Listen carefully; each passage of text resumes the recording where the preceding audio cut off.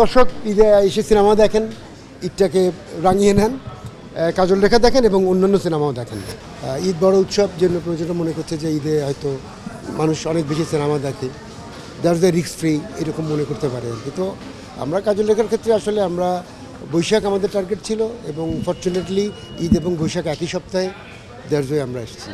এটা বেসিক্যালি শুধুমাত্র একভাবেই আমি যদি আলাদা করি, এটা একটা পিরিয়ড পিস, 400 বছর আগের গল্প আমরা দেখব। পাশাপাশি এটা মিউজিক্যাল ফিল্ম, গানের সিনেমা, 20-এর অধিক গান আছে, আর বাকিটা দর্শক দেখলেই বুঝতে পারবে। ও পরিপূর্ণভাবেই কাজল রেখা হয়ে উঠেছে, আমাদের অনেক দর্শক ওকে পছন্দ করবে। স্টার সিনেপ্লেক্স বসুন্ধরা শাখায় এসেছি ছবিটা দেখতে, আমরা একসাথে ছবি দেখব, দর্শকও আমাদের সাথে আছে এবং ও কাজল রেখা হয়ে উঠতে পেরেছে কিনা এটা আমি বলার চেয়ে দর্শক বলা ভালো। আমরা পরবর্তী দর্শক প্রতিক্রিয়াটা শুনব। আমি খুবই এক্সাইটেড আসলে যে কাজল রেখা দর্শকের সামনে বহু বছর পর হাজির করা গেছে। এখন বাকিটা আসলে দর্শক দেখে যদি ভালো লাগে তাহলে আমার ভালো লাগা বহুগুণ বেড়ে যাবে। ডিরেক্টরকে নিয়ে তার প্রতি আমি চিরকৃতজ্ঞ।